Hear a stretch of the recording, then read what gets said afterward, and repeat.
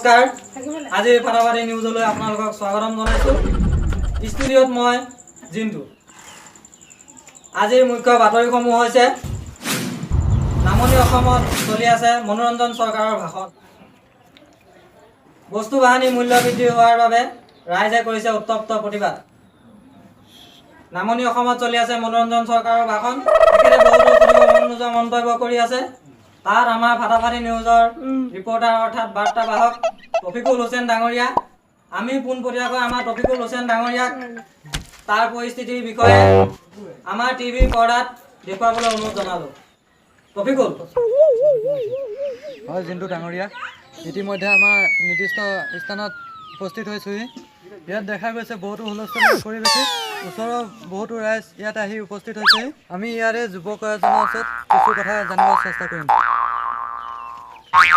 আপুনি ক'ব আহিছে মই গৈ নোপোৱা গাঁৱৰ পৰা আহিছোঁ ইয়াৰ পৰিস্থিতিৰ বিষয়ে আপুনি কি কয় আমি মনোৰঞ্জন চৰকাৰ ছাৰৰ মূল্যবৃদ্ধি সভালৈ আহিছোঁ আজি সভাখনত কি হয়নো তাকে চাই যাওঁ বুলি আহিলোঁ আপুনি কি কয় মানে বিমল কমলা বস্তু এনেকুৱা গুটখাজাতীয় বস্তুবিলাকৰ দামবিলাক বাঢ়ি গৈছে এতিয়া মানে কি অলপ খাবলৈ দেখিছে ন ডিঙি শুকাই গৈছে মানে খাব পৰা নাই এইবিলাক মানে দামো বাঢ়ি গৈছে 10 টকা বা 15 টকা বা 20 টকা কেতিয়াবা পইচা নাই মানটো বিক্ৰী পেলাই খাব লাগিব মানে এনেকুৱা হৈ গৈছে চিটুৱেশ্যনটো এই মূল্য বৃদ্ধি বাঢ়িছে নে কমিছে তাকে মানে মিটিংখন শুনো বুলি আহিলোঁ হয় টপিকুল ডাঙৰীয়া আমি আপোনাক পোনপটীয়াকৈ মনোৰঞ্জন চৰকাৰৰ ভাষণটো দেখুৱাবৰ বাবে অনুৰোধ জনাইছোঁ টপিকুল হয় জিন্তু ডাঙৰীয়া ইতিমধ্যে আমাৰ মাজত মনোৰঞ্জন চৰকাৰ আৰু কেইবাজনো গণ্যমান্য ব্যক্তি আহি উপস্থিত হৈছে মই আমাৰ কেমেৰা পাৰ্চনক ভাষণটো দেখাবৰ কাৰণে জনাইছোঁ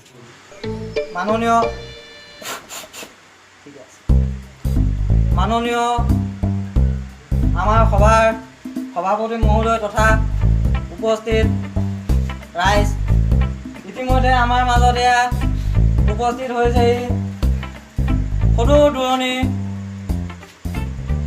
আমাৰ মনোৰঞ্জন চৰকাৰ গতিকে তেখেতক এখনি ফুলাম গামোচাৰে আদৰিব আমাৰ স্থানীয় যুৱক তথা আমাৰ এই মঞ্চৰ বিমল খোৱা পাৰ্টি গতিকে মহম্মদ শফিকুল ইছলাম ডাঙৰীয়াক মনোৰঞ্জন চৰকাৰ ডাঙৰীয়াক এখনি ফুলাম গামোচা আদৰিবলৈ অনুৰোধ জনাওঁ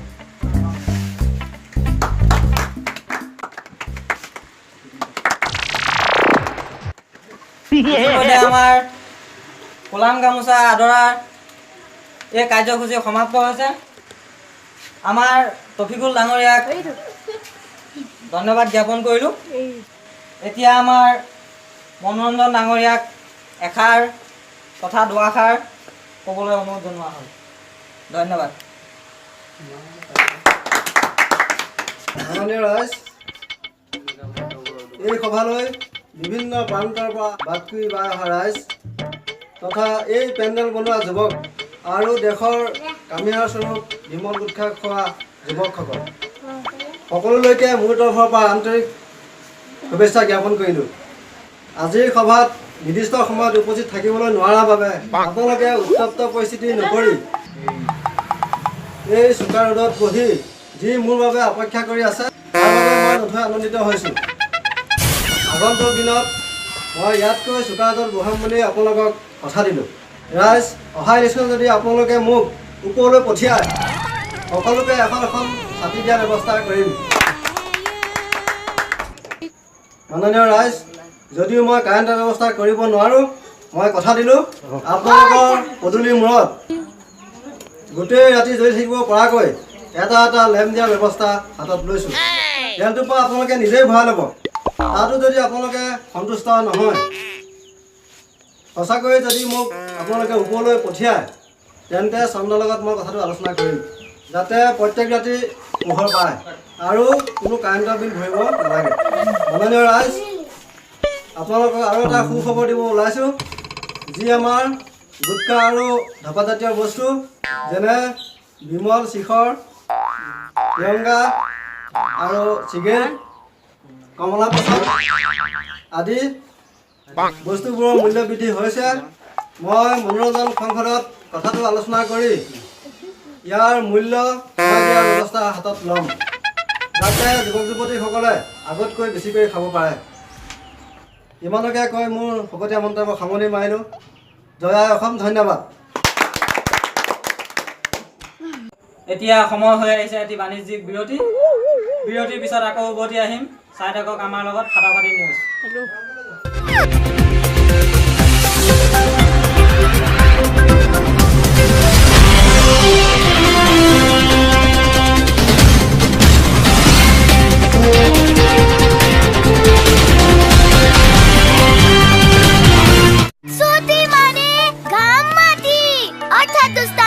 বাহিৰত আনন্দ ভিতৰত আনন্দ মায়ে একো নকয় মাই যদি এটা কথা তেওঁৰ শুনা এই আনন্দ তোমাৰ নহওক কোনো বেমাৰ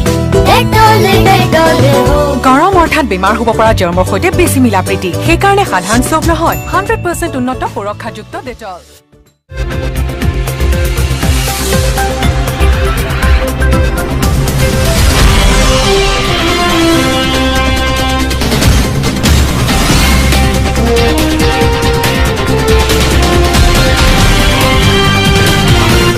বিৰতিৰ পাছত উভতি আহিছোঁ মই ষ্টুডিঅ'ত জিন্তু।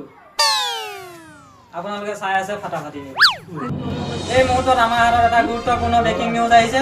বস্তু বাহানিৰ দাম বৃদ্ধি হোৱাৰ বাবে গুৰুত্বপূৰ্ণ প্ৰতিবাদ সাব্যস্ত কৰিছে সমস্ত ৰাইজে।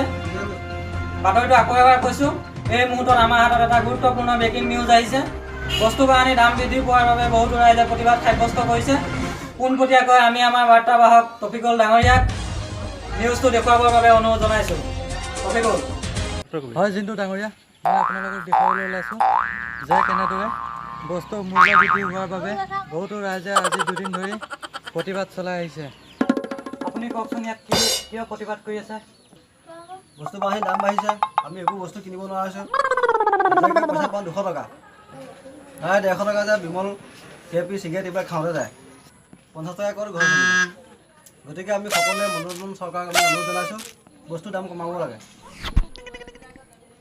কিন্তু আপোনালোকে ঘৰৰ ভিতৰত কিয় প্ৰতিবাদ কৰিছে? প্ৰতিবাদ ৰাস্তাতে কৰিব লাগে। মানে আমি ফাটাফাটি নিউজ চাই আছিলোঁ, মনোৰঞ্জন চৰকাৰৰ ভাষণ শুনি টিভিৰ সন্মুখতে প্ৰতিবাদ আৰম্ভ কৰিছিল। আজিৰ নিউজ ইমানেই। গতিকে ইমানকে কৈ আজিৰ ফাটাফাটি নিউজৰ পৰা মই বিদায় লৈছোঁ। মহম্মদ জিন্তু, ধন্যবাদ।